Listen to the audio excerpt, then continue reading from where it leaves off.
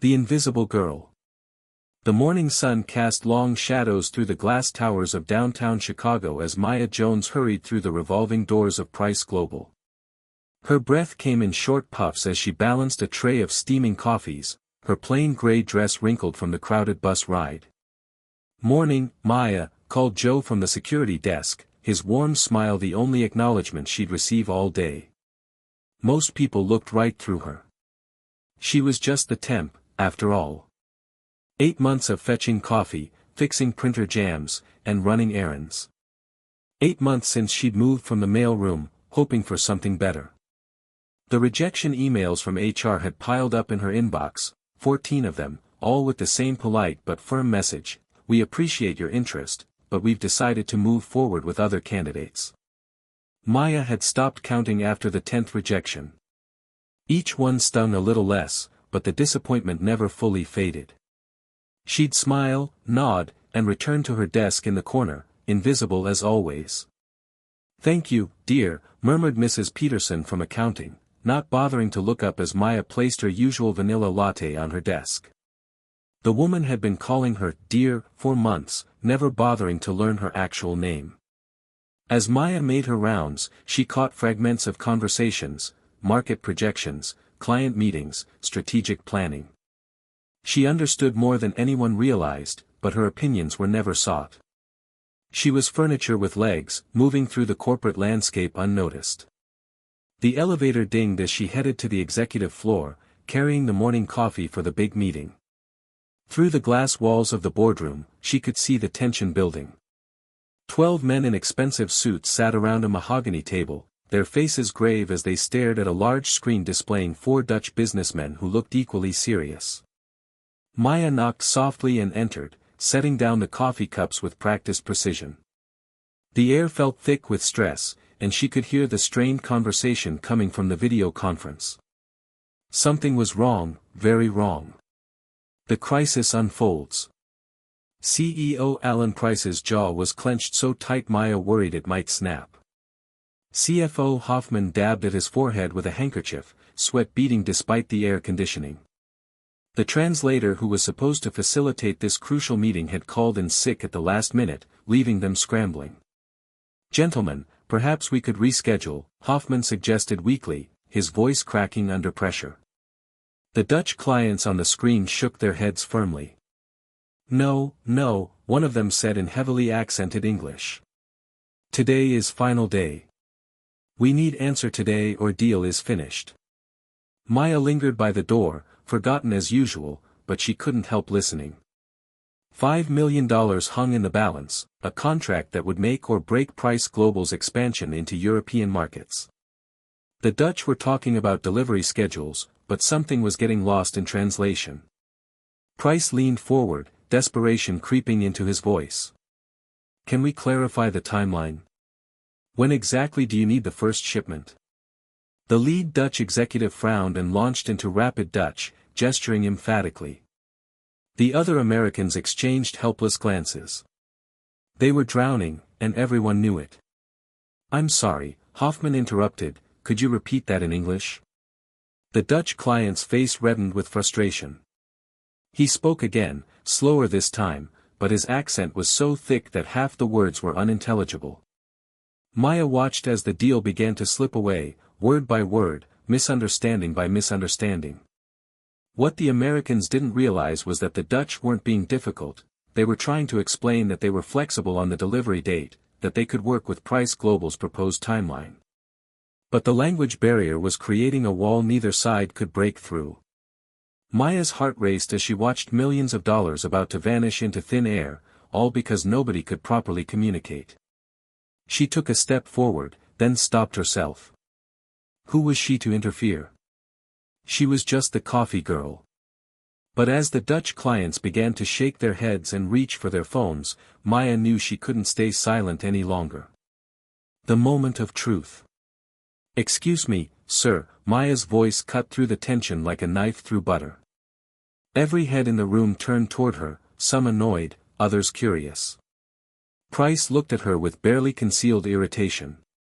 "Not now, Maya. We're in the middle of something important." "I know, sir." But I think I can help. Her voice was steady despite her racing heart. You speak Dutch? Maya nodded. Yes, sir. And I believe there's been a misunderstanding. The room fell silent except for the hum of the air conditioning. On the screen, the Dutch executives paused their heated discussion, sensing something had changed. Price gestured toward the screen with a sweep of his hand. Be my guest. Maya stepped forward and addressed the Dutch clients in perfect, fluent Dutch. Goedemorgen, heren. Ik begrijp dat verwarring is over delivering schemas.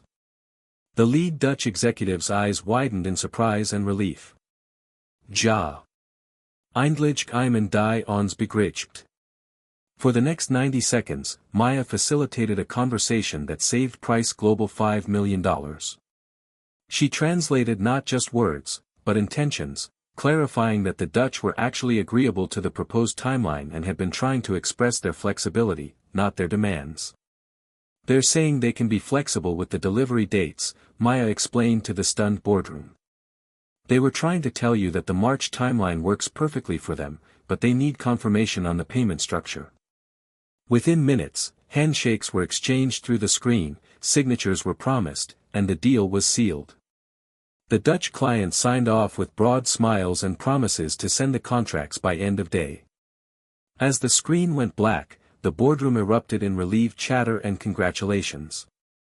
But all eyes were on Maya, who stood quietly by the wall, looking like she wanted to disappear into the woodwork. Price stood slowly, his eyes fixed on her. Maya Jones, is it? Yes, sir. I think you and I need to have a conversation. My office. Now. The revelation. Price's corner office was intimidating, floor-to-ceiling windows overlooking the city, a desk the size of a small yacht, and awards lining every wall. Maya perched on the edge of the leather chair, trying not to wrinkle her simple dress against the expensive furniture. Tell me about yourself, Maya, Price said, leaning back in his chair. And I mean really tell me.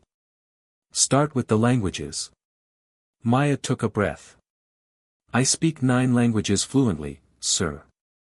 English, Dutch, Spanish, Mandarin, French, German, Portuguese, Italian, and Russian.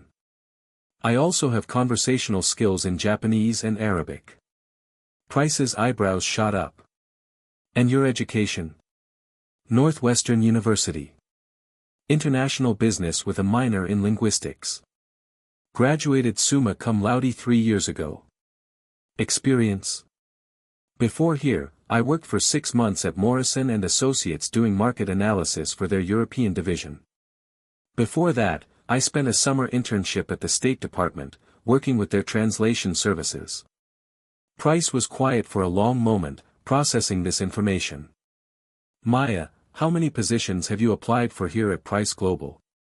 14, sir. And how many interviews did you get?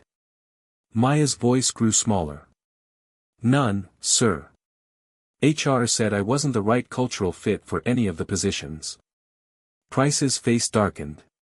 Just then, his door opened and Diane from HR swept in without knocking, clipboard in hand and irritation written across her features. Alan, I heard there was some irregularity in the Dutch meeting. Temporary staff aren't authorized to participate in client meetings, she said, barely glancing at Maya. She just saved us $5 million, Diane. Diane's smile was patronizing. I'm sure she was helpful, but rules are rules. We can't have temps overstepping their boundaries. It sets a bad precedent. Price stood up slowly.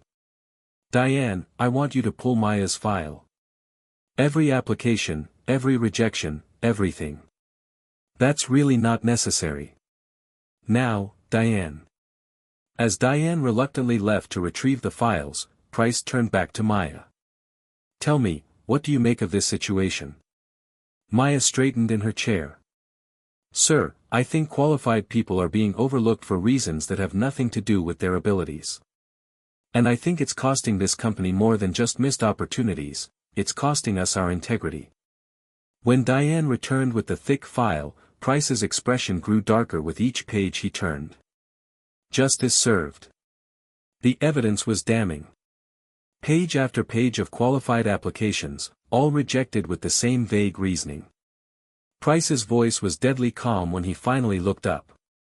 "Diane, can you explain to me why someone with Maya's qualifications was repeatedly rejected for positions she was overqualified for?" Diane shifted uncomfortably. "Well, cultural fit is important, Alan. We have to consider team dynamics, personality, the overall office atmosphere. What exactly about Maya's culture doesn't fit our office atmosphere?" The question hung in the air like a loaded weapon. Diane's carefully constructed professional mask began to slip.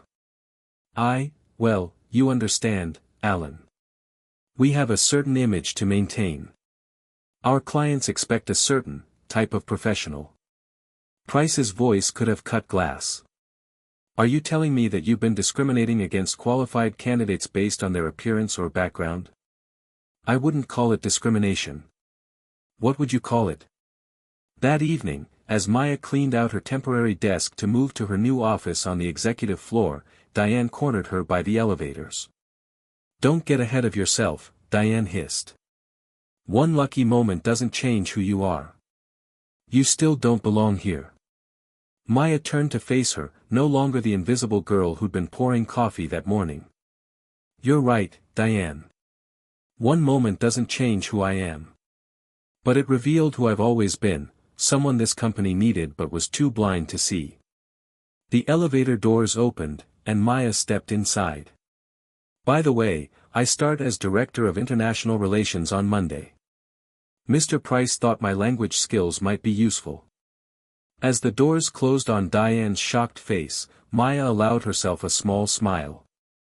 6 months later, Maya had successfully negotiated 3 major international contracts, expanded Price Global into 4 new markets, and had been promoted to Vice President of Global Operations. The company's revenue had increased by 40%, largely due to deals that required her linguistic abilities and cultural understanding. Joe from security still called her by name every morning, but now so did everyone else. The coffee runs were handled by someone else, someone who, Maya made sure, was treated with the same respect as any other employee. During her first board meeting as VP, Maya looked around the table at the same executives who had once barely noticed her existence. Now they hung on her every word, sought her opinion, and valued her contributions. Alan Price, who had become not just her boss but her mentor, raised his coffee cup in a small toast. "To hidden talents," he said, "and the courage to let them shine." Maya raised her own cup, thinking of all the invisible people in offices everywhere, the temps, the assistants, the overlooked and underestimated. "To second chances," she replied, "and the wisdom to recognize potential wherever it comes from. Sometimes the most extraordinary people are hiding in the most ordinary places.